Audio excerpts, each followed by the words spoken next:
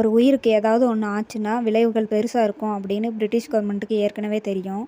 அதனால் பிரிட்டிஷ் கவர்மெண்ட்டோட அதிகாரிகள் உண்ணாவிரதத்தை கைவிடுங்க அப்படின்னு சுபாஷ் சந்திர போஸ் கிட்ட கெஞ்சுறாங்க. சுபாஷ் சந்திர போஸ் என்னால் முடியாதுன்னு சொல்லிடுறாரு. உண்ணாவிரதம் ஆரம்பித்து 1 வாரம் ஆயிடுச்சு. அவர் உடம்பு ரொம்ப சரியில்லாமல் போயிடுது. இதை பார்த்தா பிரிட்டிஷ் கவர்மெண்ட் வேறு வழி இல்லாமல் அவரை விடுதலை பண்ணிடுறாங்க.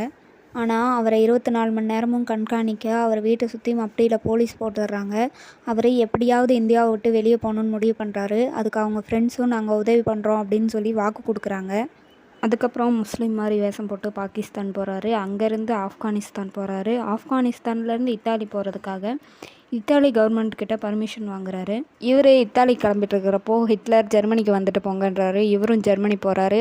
இவங்க 2 பேரும் சந்திச்சதை ஜெர்மன் நியூஸ் பேப்பரில் போடுறாங்க. அப்போ தான் பிரிட்டிஷ் கவர்மெண்ட்டுக்கே தெரியுது இவர் தப்பிச்சு போயிட்டாருன்றது. இவங்க 2 பேரும் சந்திச்சுக்கிட்டப்போ இந்தியா விடுதலை பெறுவதற்கான அத்தனை ஒத்துழைப்பையும் நான் உங்களுக்கு தரேன் அப்படின்னு சொல்லி ஹிட்லர் சொல்கிறாரு.